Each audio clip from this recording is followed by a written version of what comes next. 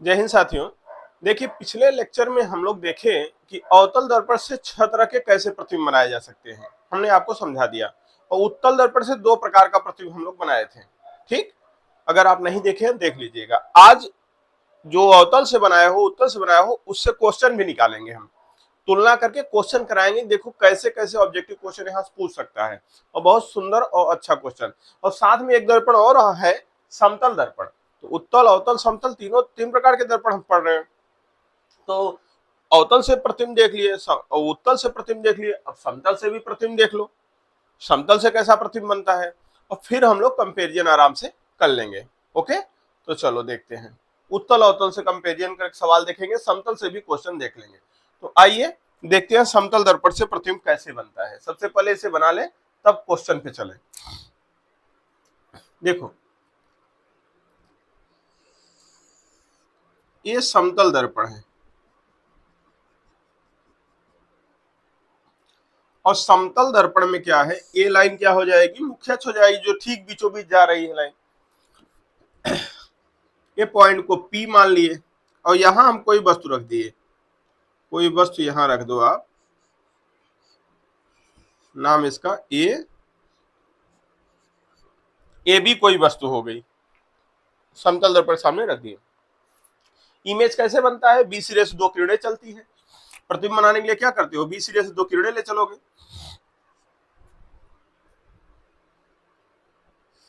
एक किरण ये गई, इससे तो पतला ही चल रहा है कल से ही, चलो इसी से करते हैं। एक किरण क्या होगी, मुख्य अक्ष के समांतर गई है। एक किरण क्या हो गई, मुख्य अक्ष के समांतर गई है। और दूसरी कहां से ले जाएं, कहीं से भी ले जाओ, पोल पे गिरा दो, यहां से गिरा दो। एक किरण यहां से ले गए। अब देखो, बी सिरे से 2 किरणें ले गए हैं, हम एक यहां गिरा दिए। अब इस पर क्या होगा सर, इस पर अभिलंब खींचो। अभिलंब क्या होगा, यही तो होगा, अभिलंब इसी पर आएगा। और किरण अभिलंब की दिशा में जा रही है। अभिलंब की दिशा में जाने वाली क्या होती है, दर्पण से परावर्तन के बाद अपने मार्ग में वापस। एक किरण तो अपने मार्ग में वापस हो जाएगी। इस पर अभिलंब खींचो, तो इस पर सर अभिलंब ए हो जाएगा। आने वाली किरण अभिलंब के साथ जितना कोण बनाई, जाने वाली किरण भी अभिलंब के साथ उतने कोण बनाएगी। हाँ या ना, पक्का बनाएगी सर। ठीक है, उतने कोण बना दी, लौट गई। अब जरा बताओ, ये किरण लौटने वाली इधर लौट रही है। परावर्तित किरण ही प्रतिबिंब के लिए जिम्मेदार होता है, ध्यान दीजिएगा। ये किरण इधर जा रही है लौटने वाली, और ये इधर जा रही है। आगे ये देखो, ऐसे जा रही है, ऐसे आ रही है। कहीं काटेंगी क्या, बिल्कुल नहीं काटेंगे। अब जब नहीं काटेंगी तो ऐसे हालत में क्या करेंगे, पीछे बढ़ाएंगे। और पीछे बढ़ाओ किसको, परावर्तित किरण को। जब परावर्तित किरणों को पीछे बढ़ाओगे आप भाई साहब, ये देखो परावर्तित किरण पीछे आई, सही है, सीधा होना चाहिए, टेढ़ा नहीं। परावर्तित किरण पीछे बढ़ा दिए, इसको भी पीछे बढ़ाओ, ये परावर्तित किरण पीछे बढ़ा दो। ये जो परावर्तित है इसको भी पीछे बढ़ाए डॉट डॉट से, और उस परावर्तित को भी पीछे बढ़ाए डॉट डॉट से। अब क्या हुआ, कहीं ये मिलती हुई प्रतीत हो रही है, जहां मिलती हुई प्रतीत हो रही है वही क्या बन जाएगा, आपका प्रतिबिंब बन जाएगा। वो क्या बन जाएगा, प्रतिबिंब, और उसका नाम क्या हो जाएगा, बी डैश। बी का बना इसलिए बी डैश, और मुख्य से मिला दोगे तो क्या बन जाएगा आपका, ए डैश। इस प्रकार ए डैश बी डैश क्या हो गया, प्रतिबिंब हो गया, किसका, ए बी का। देखो, A dash B dash A B का प्रतिबिंब बना। कैसा बना, कैसा बना, तो चलो देखते हैं कैसा बना। ये प्रतिबिंब जैसा दिख रहा है वैसा लिख दो। प्रतिबिंब ए डैश बी डैश क्या है सर, आभासी है कि वास्तविक। क्या किरणें वास्तव में काटी है लौटने के बाद, बिल्कुल नहीं, पीछे बढ़ाना पड़ा है, आभास। तो प्रतिबिंब आभासी है। सबसे पहले हम क्या बताते हैं, प्रकृत आभासी है। और कैसी है, सीधा है, प्रतिबिंब सीधा है, आभासी है, सीधा है। और दूसरा कंडीशन क्या है, वस्तु के बराबर है। देख लो, ये समांतर है और इनके बीच की दूरी तो बराबर ही होगी, तो वस्तु के बराबर है, वस्तु के बराबर है, वस्तु के बराबर है। और क्या है, और एक खास बात, दर्पण से उतना पीछे बनता है वस्तु दर्पण से जितना आगे रखा होता है। तो पी ए डैश बराबर पीए। दर्पण से प्रतिबिंब उतना पीछे बनता है वस्तु दर्पण के आगे जितना दूर पर रखी होती है। अब आपको लग रहा होगा आभासी सीधा तो समझ में आया, वस्तु के बराबर भी समझ में आ रहा होगा, दिख रहा होगा, पीए डैश बराबर पीए कैसे। तो आओ हम यही आपको प्रूफ कर देते हैं कि पीए डैश बराबर पीए कैसे। देखो अगर इस कोण को हम थीटा मान लें, कुछ भी मान सकते हो, एक्स वाई जेड थीटा पीटा कुछ भी, तो ये जितना आपतन कोण है उतना तो ये भी कोण होगा, हाँ ये भी थीटा होगा। अच्छा अगर ये थीटा है तो इसके सामने वाला शीर्षाभिमुख कोण आमने सामने बराबर होते हैं, तो ये भी थीटा ही होगा, ये क्या होगा, ये भी थीटा ही होगा। ठीक, हमारा काम खत्म हो गया, हमें केवल इस कोण की और ऊपर वाले इस कोण की और इस कोण की जरूरत थी, इनका जरूरत नहीं है, इन्हें चाहो तो हटा दो। इसलिए इसे बताया कि आई बराबर आर, आपतन कोण बराबर परावर्तन कोण, ये थीटा मान लिया, ये थीटा, और इसके बदौलत क्या होगा, ये भी थीटा होगा। ठीक है, आमने सामने बराबर।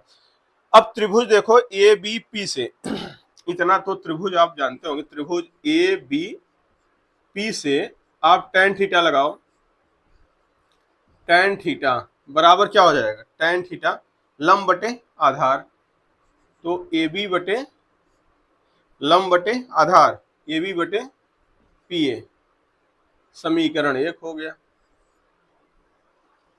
त्रिभुज ए डैश बी डैश पी से, त्रिभुज ए डैश बी डैश पी से, लोग प्रूफ कर दे रहे हैं, ए डैश बी डैश पी से, आपका काम यहीं तक है, लेकिन हम प्रूफ करने चल रहे हैं नीचे वाली लाइन की कहां से आया पी ए डैश बराबर P A dash B dash P से। फिर tan थीटा लगाओ, tan थीटा बराबर क्या हो जाएगा, A dash B dash upon P A dash, देखो लंब बटे आधार होता है ना, लंब बटे आधार, आशा करता हूं आप जानते होंगे ये बात कि tan थीटा बराबर लंब बटे आधार, और कोण के सामने वाली भुजा लंब होती है। ठीक, समीकरण 1 और 2 का 2 से बायां पक्ष बराबर है, इसलिए दाहिना भी बराबर होगा, tan थीटा दोनों में है, तो क्या हो जाएगा, A B upon P A equal to A dash B dash upon P A dash, हो जाएगा कि नहीं, हो जाएगा। और दुनिया जानती है, आप भी जानते हैं, यहाँ क्या है, वस्तु के बराबर है, अर्थात A dash B dash A B के बराबर है, क्योंकि A dash B dash A B के बराबर है, और जैसे ये डैश बी डैश के स्थान पे आप ए बी रखोगे, ए बी इधर है बराबर के बी इधर है, कट जाएगा, बराबर के दोनों तरफ बराबर सेम चीज है, ए बी इधर हो जाएगा, A dash B A B के बराबर है, ए बी रखो, ए बी कट जाएगा, तो क्या बचेगा, 1 बटे पी ए है बराबर 1 बटे पी ए डैश हो जाएगा, क्रॉस मल्टीप्लाई कर लो, तो आपका आ गया पी ए डैश बराबर पी ए। अर्थात दर्पण के पीछे जितनी दूरी पर उतनी दूरी पे प्रतिबिंब बनेगा, वस्तु दर्पण के आगे जितनी दूरी पर रखी होगी। आपके दिमाग में क्वेश्चन चल सकता है कि सर tan थीटा क्यों लिए, sin थीटा ले सकते हैं, cos थीटा ले सकते हैं, कोई भी थीटा ले लो, ठीक है। क्या होता है मैं बता दे रहा हूं, समतल माने बराबर, तो समतल में ध्यान देना, वस्तु की लंबाई प्रतिबिंब की लंबाई के बराबर होता है, वस्तु दर्पण से जितना दूरी पे होती है प्रतिबिंब दर्पण के ठीक उतना पीछे बनता है। ये वाला कर्ण वाला भी क्या होता है, बराबर, जो साइन कर रहे थे तो कर्ण बराबर आ जाएगा वहां, ये देखो ये वाला बराबर होगा दूरी, और दूरी बराबर के बाद कोण भी ध्यान देना, ये थीटा है, ये थीटा होगा, ये 90 देखो तो ये 90 होगा, ये वाला कोण, ये वाला कोण वो बराबर होगा, ये वाला कोण इसके बराबर होगा, ये वाला कोण इसके बराबर होगा, ये वाला कोण इसके बराबर होगा, ये ऊपर वाला कोण इसके बराबर। समतल दर्पण में सब कुछ बराबर होगा, ध्यान दीजिएगा, सब कुछ बराबर होगा, प्रत्येक कोण बराबर होगा, समतल दर्पण से बने प्रतिबिंब में प्रत्येक कोण बराबर होगा, प्रत्येक दूरी बराबर होगी, इसीलिए प्रतिबिंब की लंबाई वस्तु की लंबाई के बराबर, वस्तु जितना आगे होगा प्रतिबिंब उतना पीछे बनेगा, सीधी सी बात है। ओके, इसमें सब बराबर, आशा करता हूं समझ में आ गया होगा। तो इसको बना लीजिए, फिर हम लोग इस पर क्वेश्चन करेंगे और अवतल उत्तल पर भी क्वेश्चन करेंगे। चलो देखिए, ये सभी क्वेश्चन हम लोग समतल दर्पण जो अभी पढ़े हैं उससे संबंधित हैं, और जो पिछले लेक्चर में समतल दर्पण फोकस दूरी पढ़े थे, क्षमता पढ़े थे, उनसे संबंधित हैं। तो सभी क्वेश्चन हमको अभी करना है, जैसे ये क्वेश्चन हम लोग करेंगे, फिर गोली दर्पण में उत्तल दर्पण और अवतल दर्पण का जो इमेज बनाए हैं, प्रतिबिंब बनाए हैं, उससे संबंधित क्वेश्चन हम निकाल के लाएंगे। तो उससे संबंधित क्वेश्चन भी आज ही करेंगे, कहीं जाना नहीं है, लगे रहिए। तो पहले आइए इन क्वेश्चन को समझ लें जो आपके सामने पड़े हुए हैं। क्या है जरा इधर से देखिए, एक नोट है आपके लिए, ये नोट कर लीजिएगा कहीं। किसी वस्तु के पूरे लंबाई का प्रतिबिंब देखने के लिए कम से कम वस्तु की लंबाई के आधी लंबाई का समतल दर्पण लेना होगा। कम से कम, ज्यादा से ज्यादा चाहे जितनी लंबाई ले लो, यहां से लेकर अनंत तक लंबाई का समतल दर्पण ले लो, कोई दिक्कत नहीं है। हमारे जितना लंबाई है पूरा हमारा इमेज बन जाएगा। लेकिन अगर हम ये कहें कि हमारा पूरा लंबाई का प्रतिबिंब देखना है, तो कम से कम कितनी लंबाई का दर्पण होना लेना चाहिए समतल वाला, तो कम से कम हमारी लंबाई के आधी लंबाई का समतल दर्पण की बात कर रहे हैं, ध्यान दीजिएगा। तो किसी भी वस्तु के पूरी लंबाई देखने के लिए, मतलब हमारे पैर से भी किरण उस पर जाए और सर से भी किरण जाए, ये पूरा किरण टकरा के मेरी आंख में आना चाहिए, तब हमें पूरी लंबाई दिखेगी। मतलब एक सिरा ए, दूसरा सिरा बी, एक सिरा पैर के पास ए, दूसरा सिरा बी, तो दोनों से किरण जाएगी और आंख में लौट के आएगी, तब हमें पूरा प्रतिबिंब दिखाई देगा। तो कम से कम कितनी लंबाई होना चाहिए, वस्तु जितनी बड़ी हो उसका आधे लंबाई का। तो यहाँ ये लिख दिया हूं नोट। इसके बाद क्वेश्चन देखो कैसा इस पर आ सकता है, जरा क्वेश्चन देखो। न्यूमेरिकल बहुविकल्पी ही यहाँ बनेगा समतल से, उसके लिए कितने क्वेश्चन बनेंगे हम लोग देख सकते हैं। क्या लिखा है, 15 सेमी लंबाई की किसी वस्तु के पूरे लंबाई का प्रतिबिंब देखने के लिए कम से कम कितनी लंबाई के समतल दर्पण की आवश्यकता होगी। वस्तु की लंबाई कितनी है, 15 सेमी, तो कितने लंबाई का समतल दर्पण लेना होगा, वस्तु की लंबाई के आधे लंबाई का, कम से कम बोल रहा है सर। 15 सेमी ले ले तब, हाँ कोई बात नहीं, दिखेगा। 30 सेमी ले ले तब दिखेगा, 40 का ले ले तब दिखेगा। लेकिन वो क्या कह रहा है, सवाल ये भी तो देखो, कम से कम कितनी लंबाई का, कम से कम। तो कम से कम चलो 5 सेमी, 7.5 सेमी, 6 सेमी, 3 सेमी, 3 विकल्प दिया है। तो बताओ कम से कम आधी लंबाई का ना। तो 15 सेमी लंबाई, 15 सेमी लंबाई वस्तु की है, तो 15 का आधा क्या होगा, 2 का भाग दे दो तो 7.5 आएगा। 15 का आधा 7.5, तो कम से कम आधे लंबाई का। तो ये हो गया आपका उत्तर, 7.5 सेमी का समतल दर्पण होना चाहिए, तब वो पूरी लंबाई का प्रतिबिंब देख पाओगे। तो पहला हो गया। दूसरा सवाल देखो क्या कर रहा है, समतल दर्पण के सामने एक 7 सेमी की वस्तु है, उसके प्रतिबिंब की लंबाई क्या होगी। दर्पण के सामने एक वस्तु की लंबाई क्या है, 7 सेमी। तो अभी समतल दर्पण से जब आप प्रतिबिंब बनाए हैं पीछे, उसमें क्या देखें कि प्रतिबिंब की लंबाई वस्तु की लंबाई के बराबर होती है। प्रतिबिंब की लंबाई वस्तु की लंबाई के बराबर होती है। तो जब प्रतिबिंब की लंबाई वस्तु की लंबाई के बराबर होती है, तो जितना बड़ा वस्तु होगा उतने बड़ा प्रतिबिंब होगा। तो यहाँ क्या कह रहा है, 7 सेमी की वस्तु है, तो प्रतिबिंब की लंबाई क्या होगी सर, 7 सेमी होगी, और क्या होगी। जब 7 सेमी की वस्तु है तो प्रतिबिंब कितनी होगी, 7 सेमी होगी। काम खत्म, ये विकल्प देखना ही नहीं है, 7 सेमी का ही होगा। कोई दिक्कत वाली बात नहीं, क्योंकि समतल दर्पण में प्रतिबिंब वस्तु के बराबर बनता है। ये ऊपर वाला चीज दूसरा है, इसमें कह रहा है कितने लंबाई का समतल दर्पण ले पूरा दिखाई दे, ध्यान देना। तो वस्तु की लंबाई के आधे लंबाई का लेना होगा। ये जो नोट में हम हैश टैग लगा दिए हैं, हैश टैग लगा के नोट है ये, आप इसे नोट कर लेंगे और फिर ये सब सवाल कर लेंगे, तो आपको कंफ्यूजन नहीं होगा। आगे चलो। अब जो है समतल दर्पण के सामने 40 सेमी पर एक वस्तु है, और दर्पण से प्रतिबिंब की दूरी क्या होगी, वस्तु से प्रतिबिंब की दूरी क्या होगी। आप वीडियो को रोक कर, अभी हम बगल हो जा रहे हैं, आप एक बार सब अपने मन से सॉल्व करें, ठीक। और फिर हम इसको करा रहे हैं, आप देखें, पहले रुके रहिए। यहां पहले और 5वां नंबर 6वां नंबर क्वेश्चन बड़ा आसान है, देख सकते हैं। समतल दर्पण की फोकस दूरी कितनी होती है, ये मेरे भाई पहले हम लोग बता चुके हैं। समतल दर्पण फोकस दूरी क्या होती है सर, अनंत होती है, हम लोग पढ़ चुके हैं पीछे। समतल दर्पण फोकस दूरी अनंत होती है। समतल दर्पण की क्षमता कितनी होती है, ये सब क्वेश्चन आते हैं। तो क्षमता क्या होगी, पावर, तो पावर 0 होता है। कैसे होता है ये सब पढ़ चुके हैं, कैसे होता है, क्यों होता है, पीछे के लेक्चर में हम लोग पढ़ लिए हैं। अगर आप क्रम से पढ़ते हुए आ रहे हैं तो आपको समझ में आ गया होगा। तो 5वां और 6वां क्वेश्चन तो डन हो गया। केवल तीसरा और चौथा क्वेश्चन हमको सॉल्व करना है, और तीसरा क्वेश्चन और चौथा क्वेश्चन हम लोग तब सॉल्व करेंगे जब इसे हटाएंगे, यही तो सॉल्व करेंगे। तो ऐसा करिए कि आप इसको एक बार बना लीजिए और तीसरा और चौथा खुद से करिए, और तब हम इसको हटा के आपको समझाते भी हैं, ठीक। तो स्क्रीनशॉट इसका लेकर बनाइए। देखिए अब तीसरे में क्या करा है, समतल दर्पण के सामने, आपने सॉल्व किया होगा, क्या आंसर आया आप रखिए अपने पास, अभी मिला लीजिएगा। समतल दर्पण के सामने 40 सेमी पर एक वस्तु है, पहला और दूसरा, दो क्वेश्चन है। तो चलो हम एक क्वेश्चन बनाते हैं। पहला क्या कह रहा है सवाल, करो ना बवाल, चुपचाप देखो सवाल। आए पहला ए वाला क्वेश्चन, क्या बक रहे हो भाई। क्वेश्चन नंबर ए क्या है, जरा देखो क्या कर रहा है। समतल दर्पण के सामने 40 सेमी पर कोई वस्तु है, दर्पण के सामने 40 सेमी पर कोई वस्तु है, कितने दूर पर, 40 सेमी पर।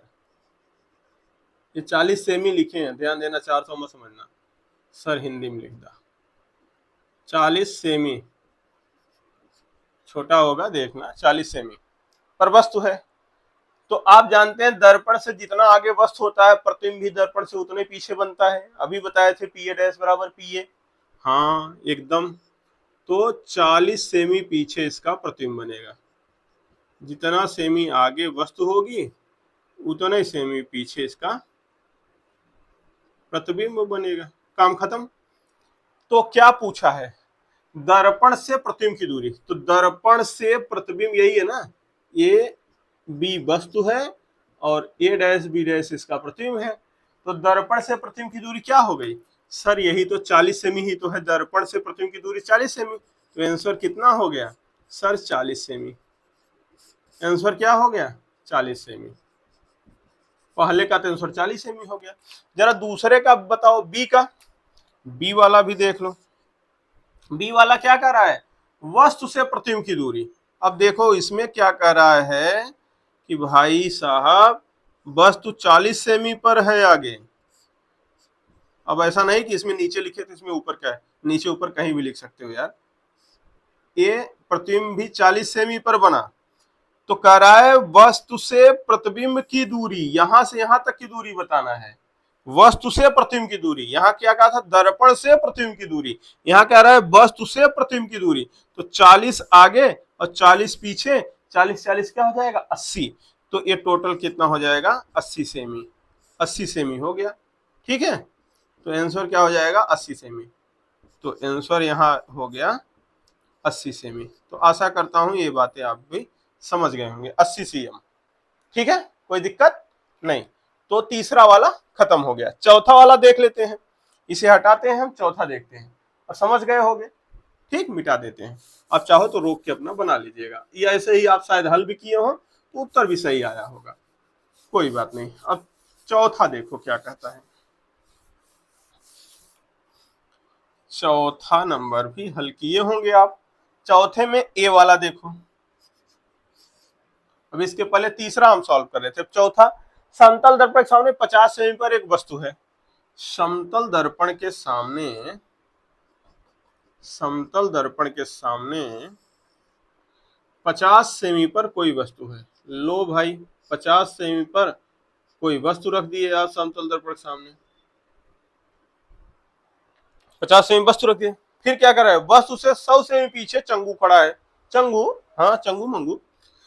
तो वस्तु से 100 सेमी पीछे चंगुआ खड़ा है। देखो चंगू, आई ये चंगू खड़ा है कितना, 100 सेमी। 100 सेमी पीछे खड़ा है। ये सेमी लिखूंगा तो आपको कहीं 1000 न दिखने लगे, हम ऐसे ही लिख रहे हैं केवल 100 सेमी, ठीक है, मात्रक सेमी में सब है। दर्पण से 50 सेमी पर वस्तु है, वस्तु से 100 सेमी पीछे चंगू खड़ा है। सवाल पहले लिख लो, फिर चलो। अब पहले वाले में क्या पूछा है, पहला वाला ए वाला में कह रहा है कि चंगू से वस्तु के प्रतिबिंब की दूरी। चंगू से नापना है वस्तु का प्रतिबिंब। किसका प्रतिबिंब बनाना है, जिसका प्रतिबिंब कहे उसी का केवल बनाओ, ठीक है। कह रहा है वस्तु के प्रतिबिंब, तो वस्तु कितना आगे है, 50 सेमी। दर्पण से 50 सेमी आगे है, इसका प्रतिबिंब कितना पीछे बनेगा, दर्पण से 50 सेमी पीछे। किसका, वस्तु का। वस्तु का प्रतिबिंब दर्पण से 50 सेमी पीछे बनेगा। तो जैसा सवाल पूछ रहा है वैसा जवाब दे दो। चंगू से वस्तु के प्रतिबिंब की दूरी, तो अर्थात यहां से नापना शुरू करोगे और यहां तक नापोगे, क्योंकि यही तो वस्तु का प्रतिबिंब है। तो नाप लो मेरे भाई, कितना हुआ नाप लो। तो सर 100 तो ये हो गया, 50 ही 150, 50 ही 200। तो 100 + 50 + 50 = 200। तो कितना प्यारा सवाल है, देख लो, आसानी से समझ में आ जाएगा। आंसर मेरे भाई कितना हो जाएगा आपका, 200 सेमी। ऑब्जेक्टिव क्वेश्चन कंपटीशन में भी आता है और आपके बोर्ड में भी आएगा, कर लो, कोई दिक्कत नहीं। बोर्ड में आएगा तब भी, छोटे मोटे कंपटीशन दोगे कोई तब भी आ जाएगा। अब इसमें देखो चंगू से चंगू के प्रतिबिंब की दूरी क्या होगी, तो बी वाला भी देख लो, बी वाला भी देख लो मेरे भाई। क्या है मेरे भाई, ये करा है इस सवाल में कि वही सवाल है, 50 सेमी पर तो वस्तु थी, ठीक है, लेकिन इससे 100 सेमी पीछे कौन खड़ा है, चंगुआ खड़ा है। चंगू कितना पीछे खड़ा है भाई, 100 सेमी, 100 सेमी पीछे चंगू खड़ा है। वस्तु से 100 सेमी पीछे कौन खड़ा है, चंगू खड़ा है, दिखाई दे रहा होगा। लेकिन सवाल में क्या पूछा है, चंगू से चंगू के प्रतिबिंब की दूरी। किसका प्रतिबिंब बनाना है अब, वस्तु का कि चंगू का, चंगू का। देखो चंगू के प्रतिबिंब की दूरी है, तो चंगू दर्पण से जितना आगे सामने होगा उसका प्रतिबिंब दर्पण के उतने पीछे बनेगा, ये भी आप जानते हैं। बिल्कुल सर, तो चलो बनाते हैं। चंगू दर्पण से कितना आगे है, पहले देखो ये वस्तु 50 सेमी पर है दर्पण से, और वस्तु से 100 सेमी पीछे चंगू है ना, तो कितना हो गया कुल मिलाकर, ये दर्पण से 150 सेमी पर है सर। दर्पण से कितना सेमी पे है, 150 सेमी पर है। दर्पण से 150 सेमी आगे है, इसका प्रतिबिंब दर्पण से 150 सेमी पीछे बनेगा। बोलो हाँ या ना, आई सही बात है, हाँ एकदम। तो ये चंगुआ का प्रतिबिंब बन जाएगा दर्पण से 150 सेमी पीछे, ठीक है। तो 150 ई हो गया, चंगू से चंगू के प्रतिबिंब की दूरी पूछ रहा है, 150 ई हो गया, और 150 ई यहां से यहां तक नापना है, तो 150 कितना हो जाएगा, 300। सवाल में देखो यही तो पूछा है, आंसर हो गया आपका 300 सेमी। आंसर क्या हो गया, 300 सेमी। कोई दिक्कत वाली बात बिल्कुल नहीं है। तो सभी क्वेश्चन हो गए, समझ में आ गए होंगे। अब हम अवतल और उत्तल दर्पण से प्रतिबिंब जो बने हैं उनमें सवाल देखते हैं किस तरह से क्वेश्चन थ्योरेटिकल पूछता है, थ्योरी टाइप में। तो पहले इसे बना लो, फिर हम लोग उस पर चलते हैं। देखिए हम लोग अवतल से भी प्रतिबिंब बना चुके हैं, उत्तल से भी बना चुके हैं, समतल से भी बना चुके हैं। आओ सबको एक साथ देख लें और कंपेरिजन करें और कुछ निष्कर्ष निकालें। चलो देखो, कुछ निष्कर्ष बहुत इंपॉर्टेंट निकालने वाले हैं जो केवल आप जानेंगे, तो ध्यान से देखिए, बड़ा मजा आएगा। क्या, ये जो है इन्फिनिटी पर कोई वस्तु है, यहां पर इसका प्रतिबिंब कहां बना था, फोकस पर, पिछली क्लास में भी बताए थे, फिर से बता रहे हैं। इन्फिनिटी और सी के बीच कोई वस्तु है, इसका प्रतिबिंब कहां बना है, सी और एफ के बीच। सी पर कोई वस्तु था, इसका प्रतिबिंब कहां बना था, सी पर बना था, ठीक है।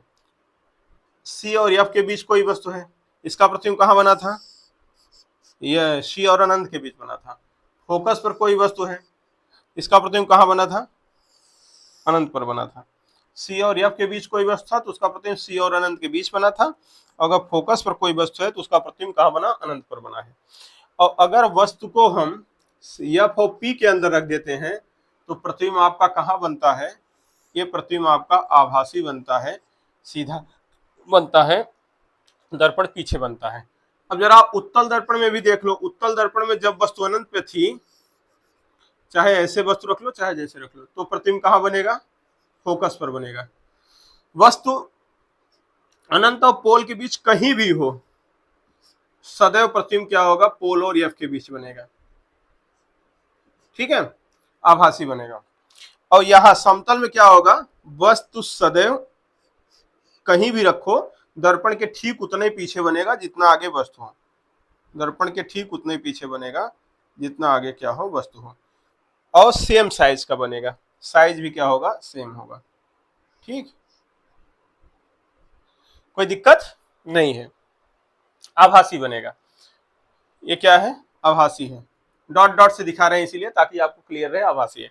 जरा अंतर देखो, मजा आएगा थोड़ा सा। मजा क्या है जरा देखो, किसी भी वास्तविक, सबसे पहला अंतर, किसी भी वास्तविक वस्तु का, किसी भी वास्तविक वस्तु का, हम बात किसका कर रहे हैं, वास्तविक वस्तु का, जिसका हम प्रतिबिंब बनाते हैं।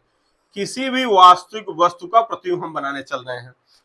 तीन दर्पण सामने हैं, तीन दर्पण सामने हैं। किसी भी वास्तविक वस्तु का प्रतिबिंब उत्तल दर्पण और समतल दर्पण द्वारा वास्तविक नहीं बनाया जा सकता। इसके द्वारा सदैव प्रतिबिंब आभासी ही बनाया जा सकता है। देख लो, दोनों तरह का प्रतिबिंब क्या है? आभासी ही है। इसके द्वारा आभासी ही बनाया जाएगा प्रतिबिंब। किसी भी वास्तविक वस्तु का समतल दर्पण द्वारा या उत्तल दर्पण द्वारा सदैव आभासी प्रतिबिंब ही बनाया जा सकता है। इसका मतलब अगर किसी भी वस्तु का, वस्तु बोलते हैं तो वास्तविक वस्तु मतलब दिस, ये हम आप, तो किसी भी वस्तु का अगर प्रतिबिंब बनाना है वास्तविक, तो कौन सा दर्पण जरूरी होगा? वास्तविक प्रतिबिंब के लिए केवल एक दर्पण चाहिए, उसका नाम है अवतल दर्पण। क्या ये बना सकता है वास्तविक? नहीं। ये बना सकता है वास्तविक? नहीं। ये सदैव आभासी बनाता है, ये सदैव आभासी बनाता है। अब आभासी प्रतिबिंब दर्पण के पीछे होते हैं। देख लो, दुनिया में जितने आभासी बनेंगे सब दर्पण के पीछे बनेंगे। देखो, दर्पण के पीछे, दर्पण के सामने, चिकना तल को ही सामना आमना कहते हैं। आईना चिकने तल देखते हो ना, तो चिकने तल के सामने नहीं, पीछे बनता है।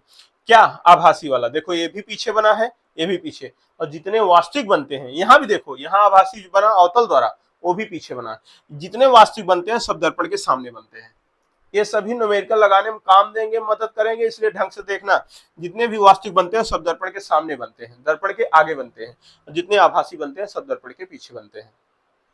ये बातें ध्यान देना। वास्तविक प्रतिबिंब दर्पण के सामने बनता है, आभासी प्रतिबिंब दर्पण के पीछे बनता है। उत्तल दर्पण और समतल दर्पण सदैव आभासी प्रतिबिंब बनाते हैं।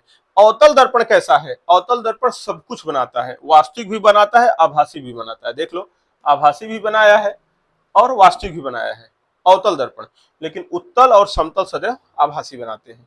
बात समझ में आया? तो अगर सवाल कभी पूछे कि किसी वस्तु का वास्तविक प्रतिबिंब बनाने के लिए निम्नलिखित में से कौन से दर्पण की आवश्यकता होगी? समतल दर्पण, उत्तल दर्पण, अवतल दर्पण, इनमें से कोई नहीं, तो अवतल दर्पण उत्तर हो गया। लेकिन सवाल अगर ये पूछ दे किसी वस्तु का आभासी प्रतिबिंब बनाने के लिए किस दर्पण की आवश्यकता होगी? समतल, उत्तल, अवतल, सभी। तो सभी कोई ले लो, किसी भी दर्पण को ले लो, बन जाएगा आभासी। क्यों? क्योंकि ये तो सदैव आभासी बनाता है, ये तो सदैव आभासी बनाता है, और ये भी तो आभासी बना सकता है। तो आभासी प्रतिबिंब तो तीनों दर्पण बना सकते हैं, लेकिन वास्तविक प्रतिबिंब केवल अवतल दर्पण बना सकता है। बातें समझ में आई? प्रतिबिंब बनाने के केस में बातें समझ में आई? समतल दर्पण सदैव आभासी बनाता है, उत्तल दर्पण सदैव आभासी बनाता है किसी भी वस्तु का। अवतल दर्पण एक ऐसा दर्पण है जो वास्तविक भी बना सकता है, आभासी भी बना सकता है। ठीक है? तो आभासी प्रतिबिंब तीनों दर्पण द्वारा बनाया जा सकता है, लेकिन वास्तविक प्रतिबिंब किस दर्पण द्वारा बनाया जा सकता है? केवल अवतल द्वारा। आशा करता हूं इतना चिल्लाया हूं कि बातें समझ में आ गई होंगी। लेकिन मजेदार बात समझो, आभासी प्रतिबिंब में बड़ा खेला है। वास्तविक प्रतिबिंब कौन बना रहा है? अकेले भाई साहब बना रहे हैं, इनका छोड़ दो। वास्तविक नाम आया तो अवतल दर्पण यूज होगा, काम खत्म। आभासी तीनों तीन प्रकार का बनाते हैं। सबसे मजेदार बात, आभासी प्रतिबिंब जो बनता है, ये भी नहीं कह सकते आभासी प्रतिबिंब किसी को छोटा बनाना है तो कोई और दर्पण चाहिए। देखो, ये आभासी प्रतिबिंब जो बनता है, उत्तल दर्पण जो आभासी बनाता है, ये सदैव छोटा प्रतिबिंब बनाता है, वस्तु से छोटा बनाएगा। आभासी तो बनाएगा लेकिन वस्तु से सदैव छोटा बनाएगा। कौन? उत्तल दर्पण। ये समतल दर्पण आभासी तो बनाएगा लेकिन वस्तु के सदैव बराबर बनाएगा, वस्तु के बराबर बनाएगा आभासी। जबकि ये अवतल दर्पण आभासी तो बनाएगा लेकिन सदैव वस्तु से बड़ा बनाएगा। जब भी आभासी बनाएगा तो वस्तु से बड़ा बनाएगा। तो आभासी प्रतिबिंब तीनों दर्पण बनाते हैं, लेकिन तीनों तीन प्रकार का बनाते हैं। तो यहाँ 4 सवाल हो गए, 4 सवाल हम सुना दे रहे हैं, सुन लो। कितना हम तुम्हें लिख लिख बताएंगे, सुनो। सवाल आया कि निम्नलिखित में से किस दर्पण की सहायता से आभासी प्रतिबिंब बनाया जा सकता है? किसी वस्तु का आभासी प्रतिबिंब बनाया जा सकता है। तो समतल दर्पण द्वारा भी बनाया जा सकता है, उत्तल दर्पण द्वारा भी बनाया जा सकता है, और अवतल दर्पण भी। आभासी तो तीनों द्वारा बनाया जा सकता है। लेकिन अब आभासी में देखो और सवाल कैसे होंगे। किस दर्पण की सहायता से किसी वस्तु का आभासी छोटा प्रतिबिंब बनाया जा सकता है? आभासी छोटा प्रतिबिंब अभी लिखेंगे और पूछेंगे आपसे, आभासी छोटा बनाया जा सकता है। देख लो किस दर्पण द्वारा बनाया जा सकता है आभासी छोटा। तो 4 विकल्प रहेगा, समतल, अवतल, उत्तल। कौन सा मारोगे? एक इनमें से कोई नहीं, या सभी कर देगा। कौन सा मारोगे? उत्तल दर्पण। आभासी छोटा उत्तल बनाता है। कौन सा दर्पण आभासी बराबर बनाता है? सीधा बराबर बोल सकता है, आभासी से जो सीधा होता है। तो समतल बनाता है। कौन सा दर्पण आभासी वस्तु से बड़ा प्रतिबिंब बनाता है? अवतल बनाता है। ये सवाल समझ में आया? पक्का? ये एक सवाल बहुत बारीक है, जरा ध्यान दीजिएगा, अगर आप ध्यान दे सकें। सवाल अगर ये पूछ देता, निम्नलिखित में से किस दर्पण द्वारा सदैव आभासी बनाया जा सकता है? सदैव आभासी बनाया जाएगा उत्तल समतल दोनों द्वारा, इसके द्वारा नहीं सदैव बनाया जाएगा, इसके द्वारा वास्तविक भी बनाया जाएगा। अगर सदैव दे दे तो समतल और उत्तल दोनों द्वारा मारना, ये नहीं कि उत्तल मार दें या समतल मार दें, एक दोनों सदैव आभासी बनाते हैं। ठीक है, हाँ। तो कई सवाल आभासी हो गए। अब जरा घुमावदार क्वेश्चन भी देख लो। क्वेश्चन सब सॉल्व करवा दे रहे हैं, फिर अभी क्वेश्चन करेंगे, लिखेंगे। कहेगा मोहन किसी दर्पण की सहायता से अपना सीधा प्रतिबिंब 500 सेमी का देखता है। यदि मोहन की लंबाई 400 सेमी है तो वह किस दर्पण का उपयोग कर रहा है? इस सवाल का उत्तर बताइए। मोहन किसी दर्पण की सहायता से अपना सीधा प्रतिबिंब मतलब समझते हो? आभासी प्रतिबिंब। सीधा प्रतिबिंब कौन बनता है? आभासी। मोहन किसी दर्पण की सहायता से अपना सीधा प्रतिबिंब 500 सेमी देखता है। यदि मोहन की लंबाई 400 सेमी हो तो वह किस दर्पण का उपयोग कर रहा है? तो मोहना 400 सेमी का है और प्रतिबिंब 500 सेमी का है। प्रतिबिंब बड़ा है क्या? हाँ। सीधा है क्या? हाँ, मतलब आभासी है, बड़ा। कौन सा दर्पण प्रयोग कर रहा है? विकल्प देगा समतल, उत्तल, अवतल। कौन सा दर्पण? भाई बड़ा तो यही बनाता है, अवतल हो गया। अब दूसरा सवाल सुनो। मंगू किसी दर्पण की सहायता से अपना सीधा प्रतिबिंब 200 सेमी का देखता है, जबकि मंगुआ की लंबाई 300 सेमी है। अब बताओ, मंगू 300 सेमी का है और सीधा प्रतिबिंब देखता है 200 सेमी का, तो कौन सा दर्पण का प्रयोग कर रहा है? बताओ सर, कौन सा दर्पण लगाया होगा? अरे छोटा दिख रहा है ना, तो कौन सा दर्पण लगाया? उत्तल दर्पण, क्योंकि छोटा प्रतिबिंब तो उत्तल ही बनाता है। अब फिर चंगू किसी दर्पण की सहायता से 300 सेमी का प्रतिबिंब देखता है और उसकी लंबाई भी 300 सेमी है, तो कौन सा दर्पण है? वस्तु के बराबर तो यही बनाता है, समतल। तो बराबर हो गया। तो किस तरह का क्वेश्चन आ रहा है, समझ में आ रहा है बात? यहां से बातें क्लियर हुई।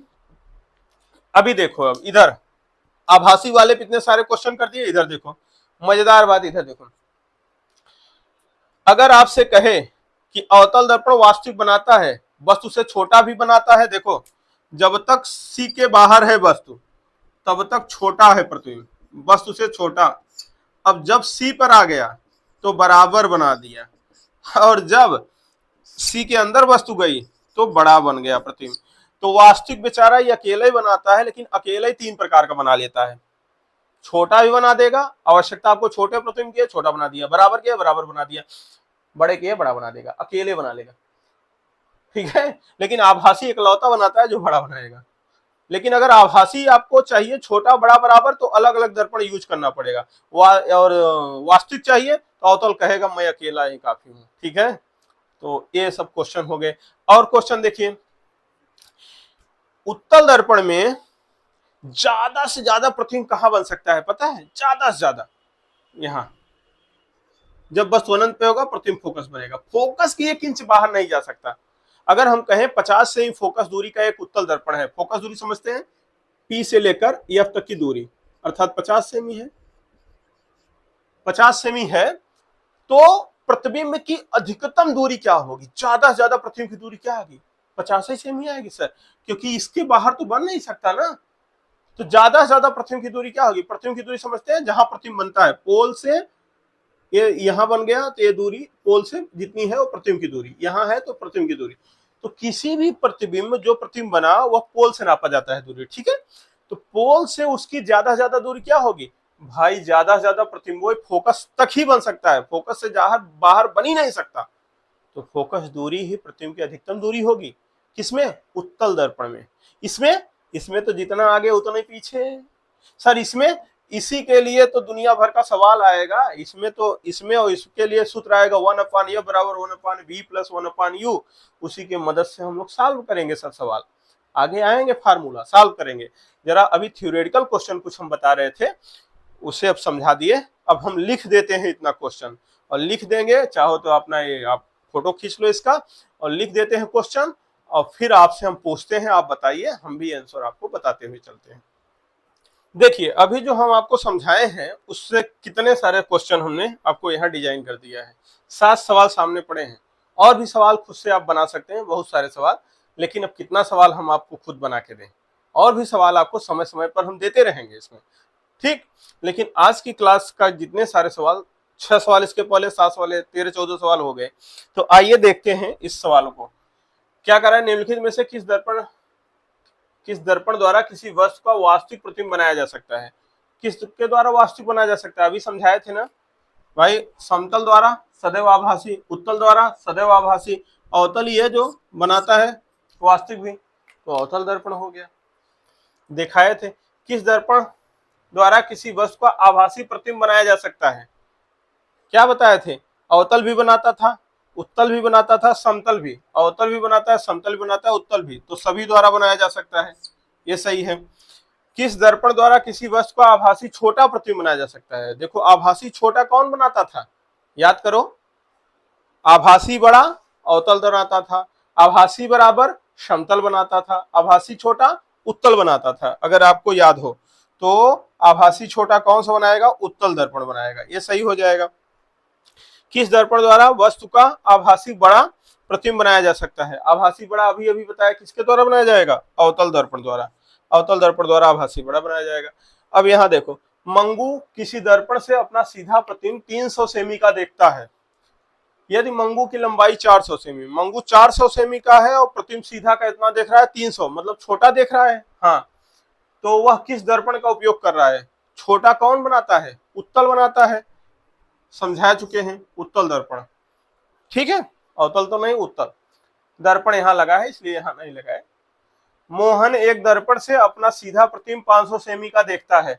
यदि उसकी लंबाई 400 सेमी हो तो वह दर्पण कौन सा है। सीधा प्रतिबिंब 500 देख रहा है, अब मोहना कितने का है, 400 का, तो कौन सा दर्पण यूज करेगा, बस से बड़ा कौन बनाता है, अवतल दर्पण, तो अवतल भाई साहब है, अवतल दर्पण हो गया, अवतल।